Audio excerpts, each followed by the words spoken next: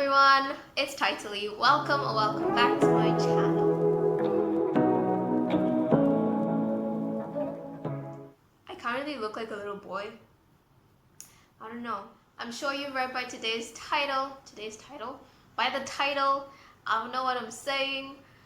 We're gonna do a story time.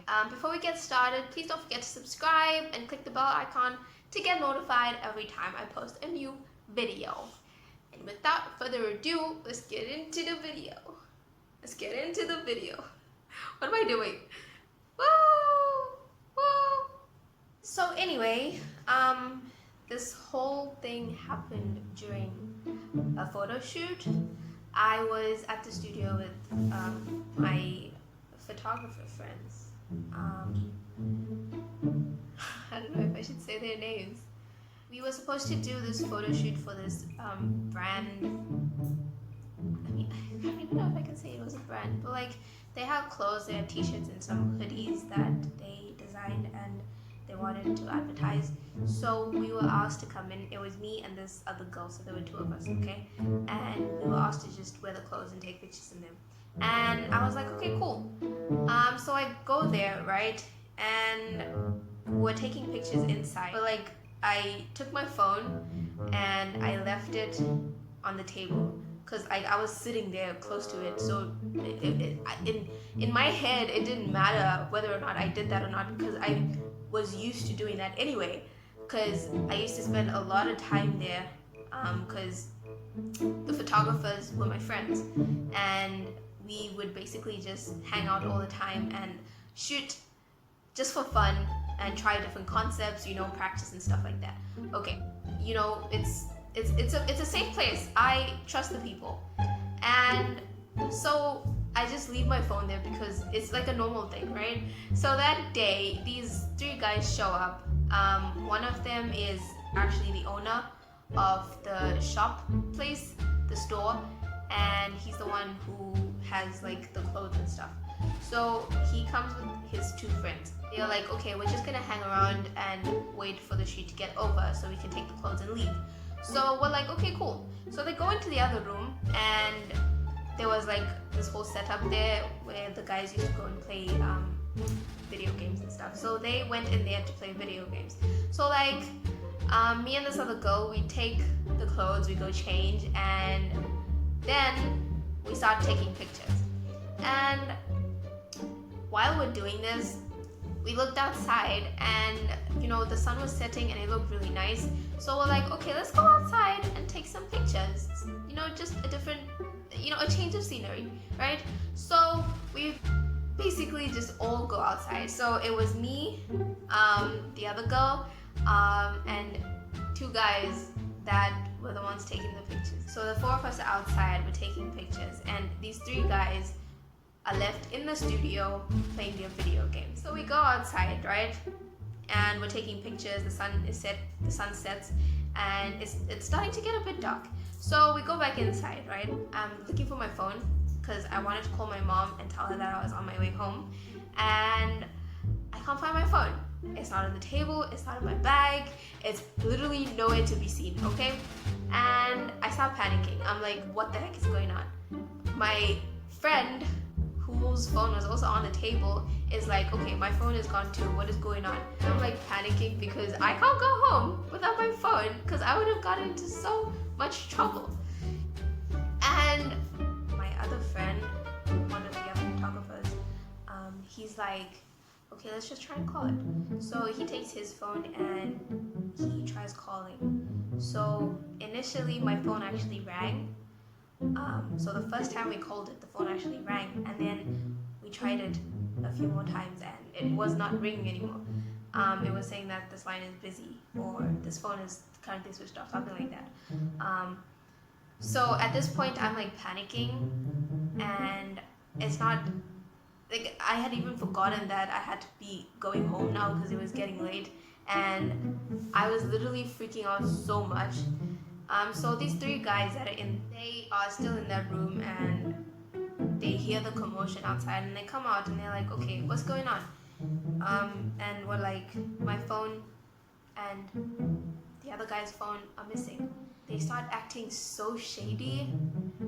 They were literally walking all over the place. You know when you're like over, I don't know what the right word is. How do I say this? Sonam, help me. English is skipping me.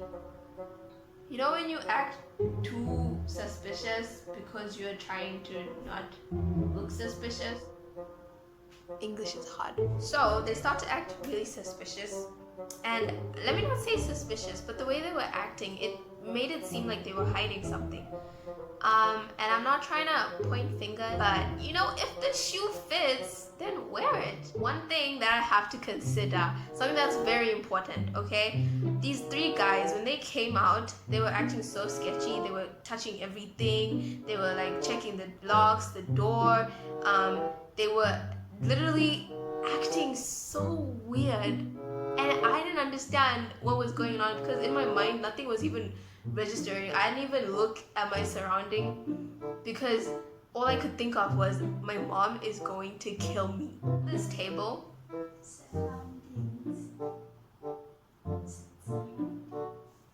So now leave me alone. English is hard. At this point, I can't find my phone. It's not reachable. All this is happening and I'm like panicking. I was trying so hard not to cry. Like the tears were right by my eyes, but like I would not let them fall down because I didn't want these people to think I was a whip.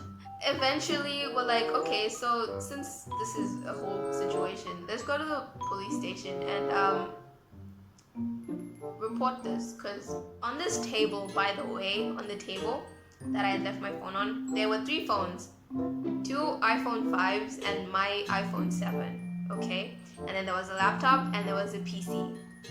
So there's like a lot of stuff on that table. It was like a workstation. That's where they did all the editing and stuff. The fact that only 2 of the phones went missing, yet there was a 3rd phone and a laptop, it didn't make sense that a thief, someone who was looking to actually steal something, would come in and just take 2 phones, yet there were 3 phones on the table and a laptop and a PC. Of course, I understand a PC would have been hard to dismantle and stuff, and it would maybe cause commotion and you wouldn't be able to take it out.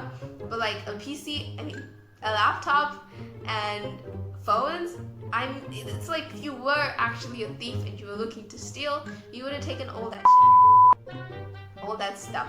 But only the 2 phones were taken, the iPhone 7 and the iPhone 5. What made it even worse is the fact that one of the 2 5Ss was not working. Like the battery was dead, so the phone was not working.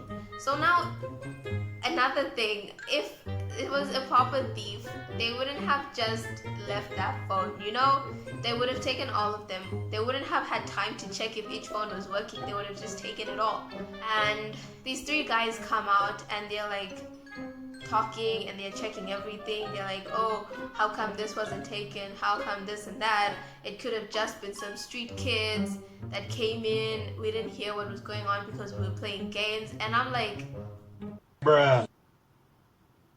So we decide to go to the police station, and these 3 guys, they're like, nah, we have to go, it's late. They literally started acting so sketchy when we said, let's go to the police station. And we're like, okay, cool, it's whatever, you guys can go. So me and my 2 friends, right, we go to the police station, but then I was still a minor at the time. I was like 17, so it would have been really weird for me to show up at the police station with 2 guys that were older than me and report something. So I had to go home and get my brother to come with us so he could file the report. We go home to get my brother, and my mom is like so furious. She literally looked at me and she's like, yeah, what is it, Dazako? Wada. And I'm like, okay, calm down, woman. I didn't do anything wrong. I didn't actually say that, I was thinking it. And I'm like, okay, whatever. You know, it doesn't even matter at this point. I just need my phone. So I get my brother and we go to the police station. And there we file the report and we're just sitting there waiting for these people to finish. And it's like 10 p.m. at this time. It was literally almost 11.